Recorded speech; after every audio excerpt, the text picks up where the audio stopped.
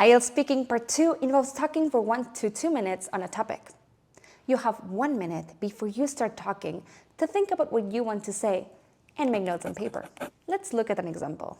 Describe a memorable journey you have taken. Talk about where you traveled, who you went with, what you did during this journey, and explain why this journey was memorable to you. Listen and see how the speaker uses the notes. I think the most memorable journey I've ever taken was to Morava in the Czech Republic. Morava is a valley in the middle of the countryside. It's very picturesque there and perfect for taking lots of photographs. Normally, I prefer beach holidays, but that year I went camping in Morava because I was on a tight budget. I could not afford a fancy hotel.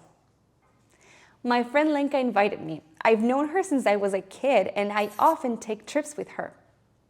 Lenka is a big risk taker and does lots of extreme sports, so I said no at first. I didn't want to get into any trouble in the mountains. In the end, I said yes because she convinced me it would be a lot of fun. Of course, we went backpacking on the first day and got completely lost.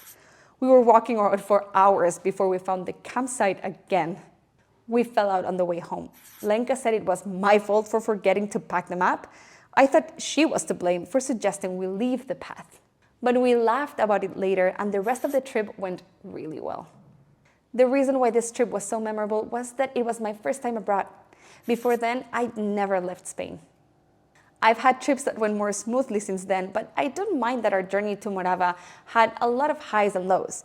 I just get a real sense of achievement from traveling out of the country. Now it's your turn. What notes would you write for this question? Share your ideas in the comments.